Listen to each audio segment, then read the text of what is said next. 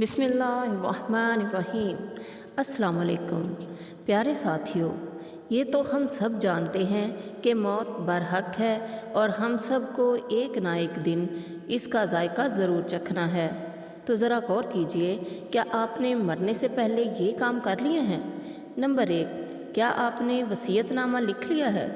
अगर नहीं लिखा तो अभी लिख लीजिए, वरना आपकी प्यारी औलाद इस जायदाद की खातिर अलहदा हो जाएगी, उनके दिलों में फ़र्क आ जाएगा।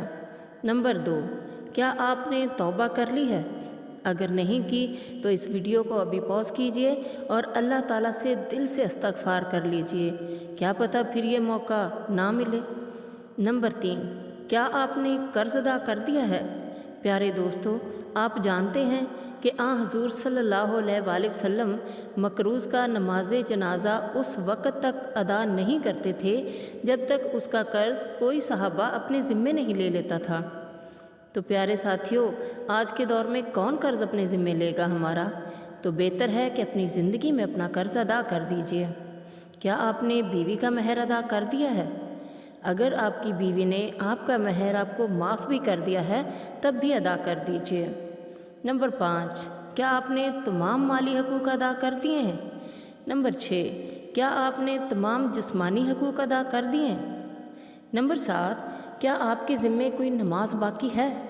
अगर है तो अभी अदा कर लीजिए। अपनी क़ज़ा नमाज़ों का शुमार कीजिए और मुनासिब शेड्यूल बनाकर उसको अदा करने का इरादा कर लीजिए। क्या आपके ज़िम्मा कोई रोज़ा बाकी है?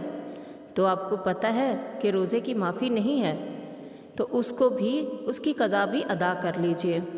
क्या आपके ज़िम्मा कोई ज़कात बाकी है? तो ज़कात अदा कर दीजिए। नंबर 10, क्या आपके ज़िम्मे फ़र्ज़ हज बाकी है? प्यारे दोस्तों, अगर आप ये समझते हैं कि बच्चों की शादियों के बाद हज फ़र्ज़ होता है तो ये आपकी भूल है। हज आप पे उसी दिन फ़र्ज़ हो गया था जिस दिन आप साहिब हैसियत हुए थे। अगर तो आपके बच्चों की शादी बहुत करीब है तो अदा कर दीजिए, और अगर दूर है तो पहले हज अदा कर लीजिए। प्यारे साथियों, अपने अमाल का जायज़ा लेते रहिए। ज़िंदगी का कोई भरोसा नहीं है, फिर टाइम नहीं मिलेगा, फिर सवाए पछताने के हमारे पास कुछ भी नहीं होगा। दुआओं में याद रखिएगा। अल्लाह।